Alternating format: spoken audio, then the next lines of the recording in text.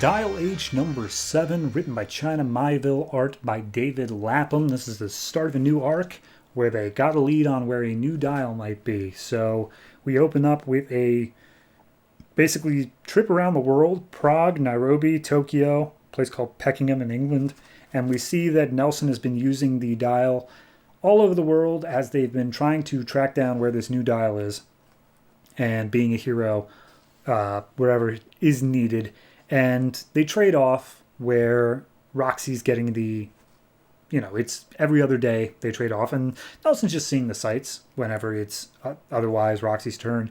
But they make their way to a hotel and they basically say, yeah, no, we've been trying to track down where this dial is. And as Nelson's doing his heroics, these heroes are popping up in basically pop culture. Like, obviously in the DC universe, you have like magazines and stuff focused on like, oh, where are the heroes now? And he sees all these different identities that he has been popping up as all over the world. So like Belgium, Canada, Zimbabwe. And he's just like, yeah, no, cool, we're famous. That's great. But Roxy's, of course, more focused on finding the dial. And we discover that there is a cult that has multiple different places all around the world that, they know how the dial exists. They know its basic function. They praise it as like a deity sort of thing, and they worship the exchange. And they're trying to get into all these cults to get to the higher up members to find out if anybody knows where the actual new dial is. So at this point, Roxy's like, we've been laying low trying to get in. Why don't we just go in big? Why don't we just like really go for it? So they go to one of the leaders of this cult of the dial, and Roxy shows up saying like, oh, it is I, the angel of the dial. And she's all hidden in shadow, but then she activates the hero dial and turns into a giant bug. And it's just like, see, I changed. That's what the dial is. And the guy's like, oh yes, praise be, you are an angel of the dial. And she's trying to speak French to the guy because he is French. And so Nelson's standing like behind the door whispering lines to her. And finally Roxy's like, all right, if you are truly a devotee of the dial, then you will know where the other dial is. Prove yourself by revealing its location. So they just get it easily like that. Meanwhile, we get a taxi going through Littlesville. I believe that's the city where Ex Nihilo was from. And we see a man in a taxi who has a briefcase with him. And taxi driver's like, you here to take some pictures? Yeah, no, the place is pretty run down, but I'm sure you can make it look pretty. So he lets him off at the place where Ex Nihilo was. The place is all taped up with police tape, and he just teleports past all the gates and whatnot, makes his way through, and seemingly starts investigating what's going on. But then we cut to a accountant named Brian Roche, who the guy has an appointment with, and he's like, hi, I need your help accounting for some things. And Roche is like, yes, of course, what's up? And he's like, oh, it's nothing to do with money. I know that you worked for Ex Nihilo and you started a new life here as an accountant. I want to know everything that went on in that place. And he's like, please don't. I have a life and whatnot, and I really don't want you to mess that up.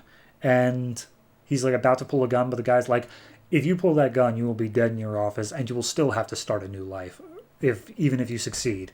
So if you want this to go smoothly, you're just going to tell me what I want to know.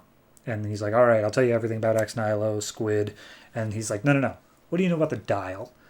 So apparently the leader of the church said that the dial is in Atlantis, or more specifically, a little outpost deep beneath the sea that was linked to Atlantis.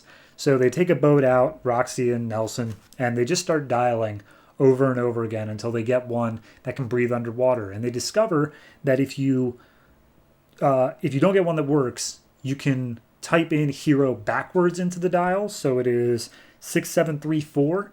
And that will speed up the reversal process. So all night they keep on changing over and over again until finally Roxy turns into the Planktonian, which is just a hive mind of plankton that just floats in the air. And it's like, well, it can breathe underwater. Here's your mask for whatever it is, Roxy's mask, manteau, and puts it like on the blob of plankton, and it goes underwater.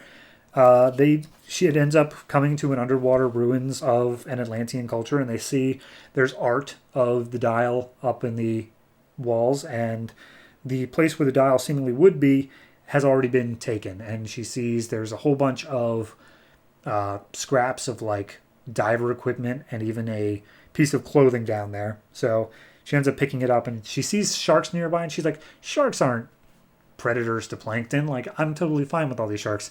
But then a giant whale shows up, and it's like, oh, wait, no, whale eat plankton. That is an issue.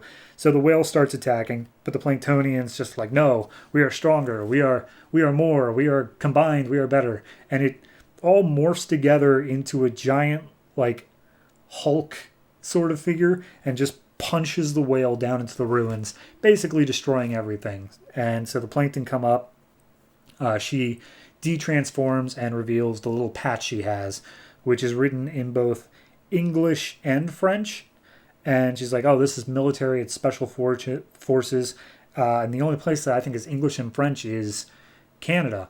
And they look through the magazine again of all the superheroes and see one in Canada that they don't think was actually them. And so it has a dial on its belt, though, and it's like, that must be him, whoever it is we're looking for. So they're off to Canada.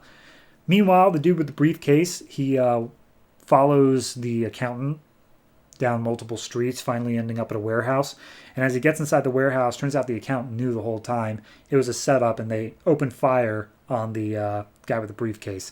But it turns out the guy with the briefcase has his own set of powers where he's able to like rewind time and do it over again. And visually, it looks like multiple copies of him all like stacked in a line going backwards and able to change what happens. So he gets shot, he just rewinds, dodges the bullets next time, and it just keeps on going like that. And he's like, yeah, no, a lot, like I worked with the government and the authority that he worked for. He's like, when I worked with them, they all had suggestions for names, do-over, rubato, rewind. But the thing is, I know what I look like when I do this. So you can call me the Centipede. As we see this winding trail of bodies all taking shots at the accountant and basically using him to get info. And that's where it ends. I mean, I think the first arc was absolutely insane, but it was more so because we didn't understand the rules of the dial. We didn't understand what we were working with, and it was very slowly revealed to us over time. Now we have a better idea. We understand more as to what's going on. And so the battle isn't between the people and the dial. The battle is between people over the dial. All these people who understand how it works and knows what they're looking for. So I'm interested. I think this is possibly one of the better written books out of all of DC right now. It's just the mythology behind it, the mysteries, how they're setting them up over time, all masterfully done. I honestly can't complain. And the art looks great too. So I'm going to give it an 8. And the only reason I don't say 8.5 is because while the art is fantastic, I do think I preferred the style of the previous arc just a little bit more. David Lapham does the art here. Again, great, but I think it was Mateus Santaluco. The art just fit the style a bit more, a bit crazier and out there, whereas this one's a bit more house, but still good, still very good. So 8 for right now.